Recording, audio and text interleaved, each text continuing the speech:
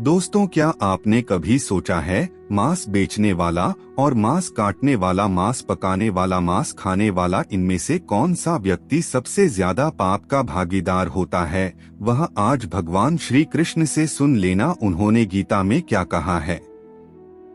आज दोस्तों स्वयं भगवान श्री कृष्ण आपको बताएंगे कि मांस खाना पाप है या पुण्य। आज जो भी भगवान श्री कृष्ण को मानते होंगे तो आज भगवान श्री कृष्णा जी खुद आपको बताएंगे कि जो व्यक्ति मांस खाता है उसके साथ भगवान कृष्ण क्या करते हैं, और जो व्यक्ति मांस नहीं खाता है उसे भगवान श्री कृष्णा क्या देते हैं। यह जानकर आपके पैरों तले जमीन खिसक जाएगी।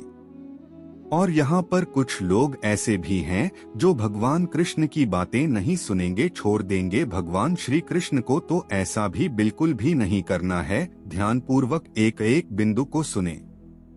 दोस्तों, ईश्वर कहते हैं कि जो भी व्यक्ति अच्छे तरीके से पूजा पाठ करता है उसे मैं स्वीकार करता हूँ, उसकी हर मनोकामना को मैं पूरा करता हूँ। वीडियो में आगे बढ़ने से पहले अभी ही वीडियो को लाइक कर और नीचे कमेंट बॉक्स में लिख दो सच्चे दिल से जय जय बजरंगबली। दोस्तों, यह बात उन दिनों की है जब भगवान श्री कृष्ण अपने बालपन में थे। एक बार जब श्री कृष्ण एक पेड़ के नीचे बैठे बांसुरी बजा रहे थे, उसी तरह से एक हिरन दौड़ता चला आया और उनके पीछे जाकर छुप गया। वो हिरन बहुत ही घबराया हुआ था। भगवान श्री कृष्ण ने उसके सिर पर हाथ फेरते हुए कहा, क्या हुआ? तुम क्यों छुप रहे हो? उसका पीछा करते हुए एक शिकारी भी वहां आ पहुंचा और बोला, यह मेरा शिकार है, इसे मुझे दे दो, इस पर मेरा अधिकार है। तब भगवान श्री कृष्ण बोले, हर जीवित जीव पर उसका खुद का अधिकार होता है, न कि किसी का। तब वह शिकारी क्रोध में बोला, यह मेरा शिकार है, इसे मैं पकाकर खाऊंगा। तब भगवान श्री कृष्ण बोले, किसी भी जीव को मारकर खाना पाप की श्रेणी में आता है। क्या तुम पाप के भागी बनना चाहते हो? मांसाहार पुण्य है या पाप? क्या तुम धर्म को नहीं जानते? तब वह शिकारी बोला, मैं तुम्हारे जितना शिक्षित तो नहीं कि यह जानो कि मांसाहार पूजनीय है या पाप, पर मैं यह जानता हूँ कि जीव को मारकर खाना, इसमें कोई हर्ज नहीं। मांसाहार से तो एक तो वह जीव को जीव बंधन से मुक्त कर रहा है, फिर क्यों मांसाहार से मना किया जाता है? मांसाहारी होने को क्यों नहीं कहा जाता? वैसे भी मैं इसको मारकर नीच योनि से मुक्ति दिलाकर पुण्य ही कमा रहा हूँ, फिर इस पर पाबंदी क्यों? इसे तो प्रोत्साहित करना चाहिए। जहाँ तक मैंने सुना है, जीव हत्या तो शास्त्रों में भी बताया गया है। राजा लोग शिकार किया करते थे। ऐसे तमाम तर्क देते हुए श्री कृष्ण से पूछा कि फिर क्यों ये मांसाहार गलत है और पाप की श्रेणी में आता है? आप ही बताइए, मांसाहार पुण्य है या पाप? भगवान श्री कृष्ण समझ गए कि इसकी बुद्धि मांस खाने के कारण तामसिक हो गई है और उसने सोचने और समझने की बुद्धि भी खो दी है। फिर भगवान श्री कृष्ण बोले, इस अंतहीन विषय पर पहले मैं कोई राय नहीं दूंगा। मेरी इस छोटी सी कथा सुनने के बाद तुम ही उत्तर देना कि मांसाहार पुण्य है या पाप, और तुम्हें मांस खाना है या नहीं। वह शिकारी सोचने लगा कि इसमें मेरा तो कोई घाटा नहीं है, इस कथा को मैं सुन ही लेता हूँ, मेरा मनोरंजन भी हो जाएगा और बाद में मुझे इसका मांस भी मिल जाएगा। तो भगवान श्री कृष्ण ने अपनी कथा आरंभ की। अब यहाँ पर कुछ दोस्त ऐसे भी होंगे जो हमारी बातों को हल्के में लेंगे क्योंकि उन्हें वास्तुशास्त्र का ज्ञान नहीं है। इस पर एक कहावत भी प्रचलित है कि बंदर क्या जाने अदरक का स्वाद। अर्थ यह है, कोई भी व्यक्ति वास्तुशास्त्र के बारे में नहीं जानता है तो फिर इन उपायों में या वीडियो देखने वह विश्वास ही नहीं करता है। इसलिए दोस्तों, सही सटीक 100% जानकारी के साथ में जानने के लिए इस वीडियो से जुड़ जाना। दोस्तों, वीडियो को आगे बढ़ाते हैं। दोस्तों, आपके पास अभी जितने भी काम है उनको साइड में रख दीजिए। ध्यानपूर्वक जो आपको बताया जा रहा है उसे देखिए और सुनिए। दोस्तों, एक बार मगध में खाद्य संकट खड़ा हो गया तो अन्न का उत्पादन कम रहा। राजा को चिंता हुई कि यदि इस समस्या का शीघ्र निदान नहीं किया गया तो संरक्षित अनाज कोष भी खत्म हो जाएगा और संकट भीषण हो जाएगा। तो सम्राट ने अपनी राज्य सभा में पूछा, देश की खाद्य समस्या को सुलझाने के लिए सबसे सस्ती वस्तु क्या है? मंत्रीगण सोच में पड़ गए। चावल, गेहूं, आलू इत्यादि पदार्थों को उगाने के लिए बहुत श्रम करना पड़ता है। वह तभी प्राप्त होते हैं जब प्रकृति का प्रकोप न हो। ऐसे में तो कुछ सस्ता हो ही नहीं सकता।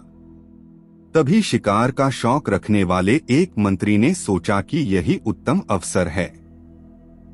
क्यों न अंधाधुंध शिकार के लिए राजा की अनुमति ले ली जाए। उसने सभा में कहा कि सबसे सस्ता खाद्य पदार्थ है मांस।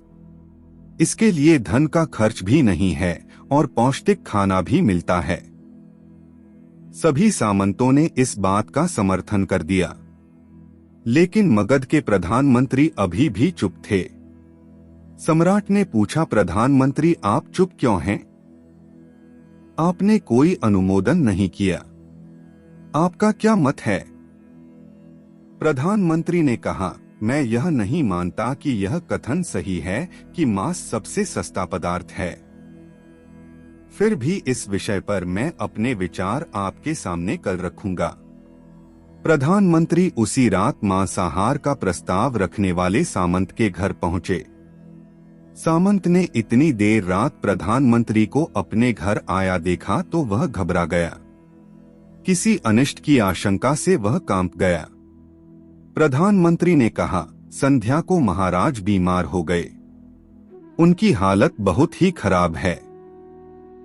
राजवैद्य ने कहा है कि किसी शक्तिशाली देह का 2 तोला मांस मिल जाए तो राजा के प्राण बचाए जा सकते हैं। आप महाराष्ट्र के सबसे विश्वास पात्र हैं, इसीलिए आपसे योग्य कौन होगा? इसके लिए आप जो भी मूल्य लेना चाहें ले सकते हैं। आप कहें तो इस काम के लिए मैं आपको 1 लाख स्वर्ण मुद्राएं भी दे सकता हूं। एक बड़ी जागीर भी आप मांग सकते हैं।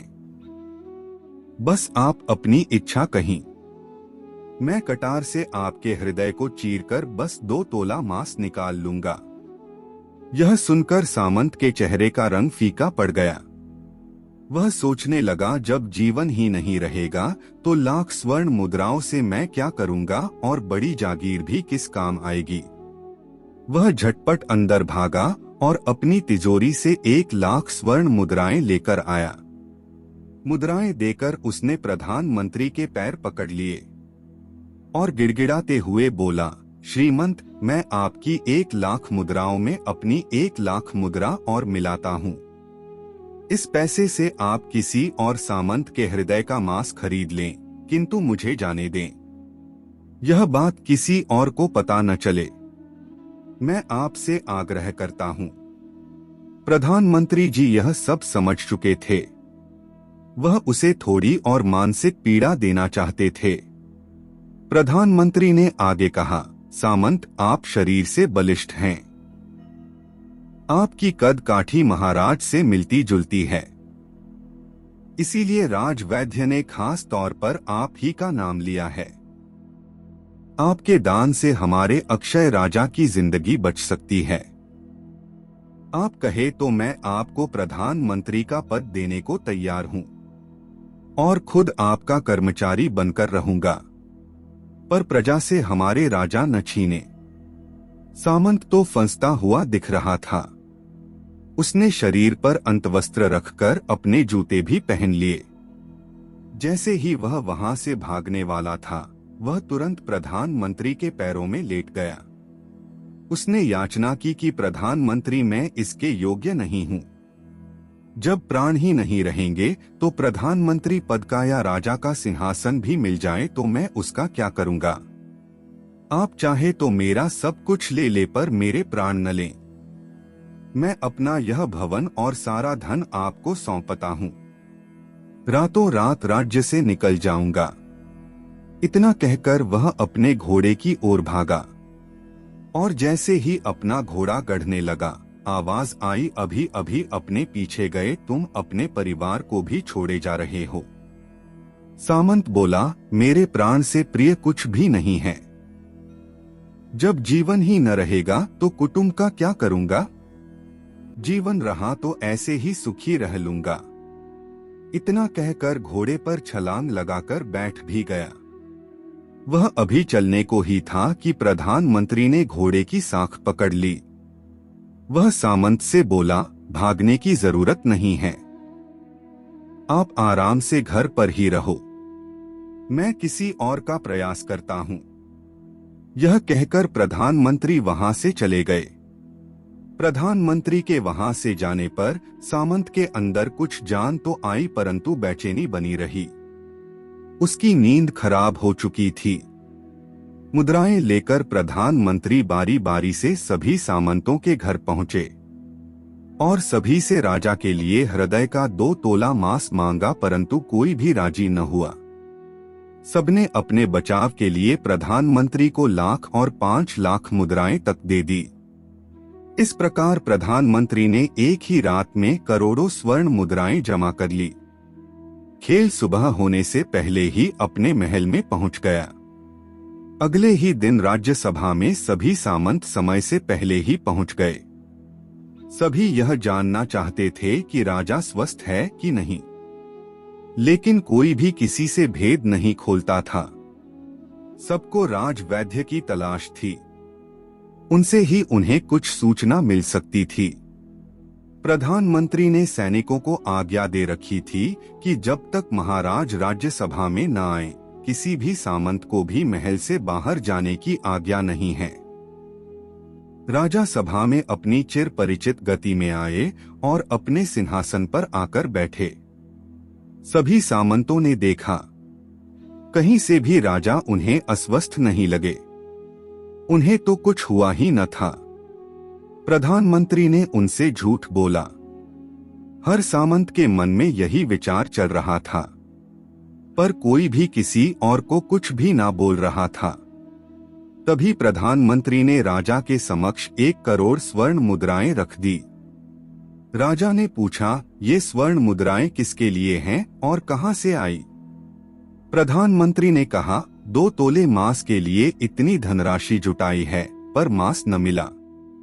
अपनी जान बचाने के लिए सामंतों ने यह मुद्राएं दी हैं। अब आप यह विचार कीजिए, मांस कितना सस्ता है। राजा को बात समझ में आ गई। उन्होंने प्रजा को अतिरिक्त परिश्रम करने का निवेदन किया और राजा के अनाज भंडार में से अनाज निकालकर श्रमिकों को दिया गया। उन्होंने पौष्टिक सब्जियों की खेती का तुरंत आदेश दिया। वह 1 करोड़ स्वर्ण मुद्राएं इसी कार्य के लिए और श्रमिकों के कल्याण के लिए खर्च की गई।